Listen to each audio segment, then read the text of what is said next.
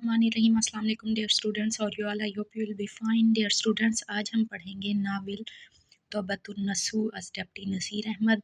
इसका नौ आबादियाती तनाज़ुर में मुख्तसर तरीन तज्ज़ियाती मुतालिया आप लोगों के साथ शेयर करूँगी। वैसे तो ये बहुत बड़ा नावल है, इसको पढ़ने के बाद मैंने 6 नंबर का जवाब लिखना था, तो मैंने बहुत ही मुख्तसर तरीन उसका तज्ज़िया लिखा है जो आप लोगों के साथ शेयर कर देती हूँ। डेप्टी नज़ीर अहमद 1831 से 1912 इनका दौरे हयात है। का मशहूर इस्लाही नावल तौबतुन नसूह पहली बार 1877 में शाये हुआ।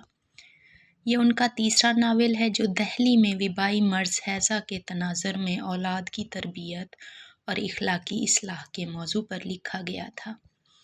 जब ये नावल शाये हुआ उस वक्त हिंदुस्तान में ईस्ट इंडिया कंपनी की इजारादारी थी। 1877 ही में मलका विक्टोरिया को कैसर हिंद का खिताब दिया गया था। डेप्टी नज़ीर अहमद के अंग्रेज़ हुकूमत के साथ दोस्ताना ताल्लुकात थे।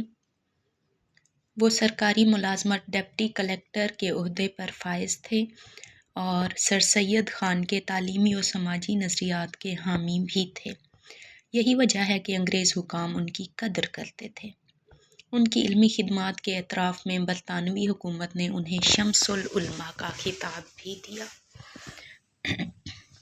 नावल तौबतुन नसूह का अगर जायज़ा लिया जाए तो ये उनका तीसरा नावल है। ये नावल उर्दू के अहम नौआबादियाती नावलों में शुमार किया जाता है।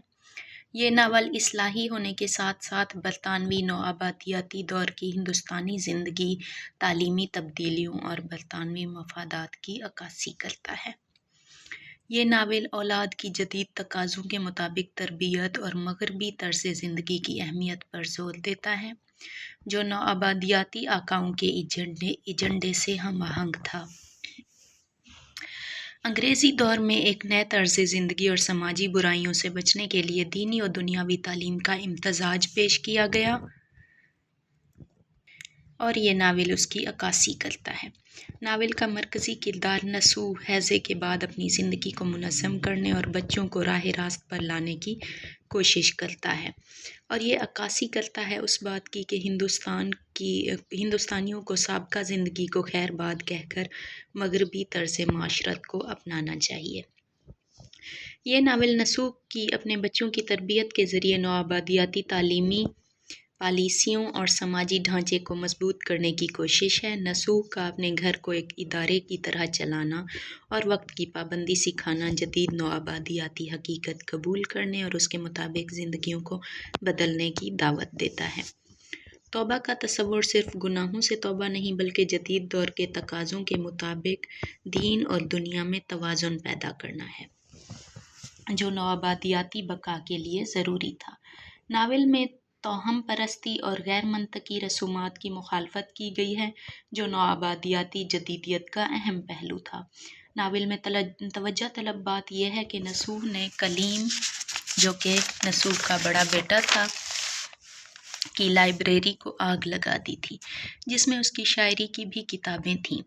उसे अगर नौआबादियाती हवाले से देखा जाए तो नसूह सिर्फ मशरकी तालीम तक अपने बच्चों को महदूद रखना चाहता था और वो शायरी के जज्बात को मुश्तअल करने वाले असरात और जदीद तालीम व तहज़ीब से खौफज़दा था कि इससे कलीम की फ़िक्री सलाहियत परवान चढ़ती मालूम होती थी।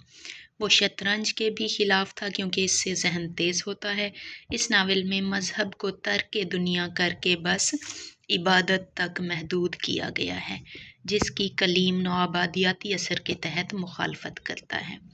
आज भी अगर देखा जाए तो उलमा कराम लातादाद दीनी मदारिस और शानदार मसाजिद के क़याम को दुनिया और आखिरत दोनों जगह में आबरू समझते हैं। इससे वो फ़र्द और माशरे और रियासत को पेश करदा मसाइल की बिल्कुल भी आगाही नहीं रखते। कलीम जो किताबें जला दी गई थीं, उनसे कलीम ने राय की आज़ादी, ज़िंदगी को अपनी शराइत के तहत बसर करने के उसूल सीखे थे, फ़ाहिश व कुफ्र नहीं।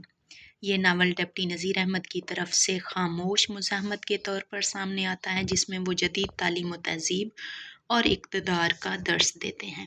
اسی طرح بہار دانش میں عورت کی آزادی اور اختیارات کا ذکر ملتا ہے۔ عورت کا اپنی زندگی کا راستہ منتخب کرنے کا حق جتانا، فہمیدہ اور منجلی بیٹی کی گفتگو بھی عقل و شعور اور غور و خوض کا درس دیتی ہے، جو کہ نوآبادکار یعنی انگریز نے ہندوستانی باشندوں کے ذہن میں یہ بات ڈال دی تھی کہ وہ انہیں عقل و شعور اور فہم و فراست سکھانا چاہتے ہیں۔ آئی ہوپ آپ لوگوں کو بہت آسانی ہوگی اس سوال کو ڈھونڈنے میں، اور اگر آپ کو اس سوال سے ذرا سا بھی فائدہ ہو تو مجھے اپنی دعاؤں میں یاد رکھیے گا۔ ٹیک کیئر، اللہ حافظ۔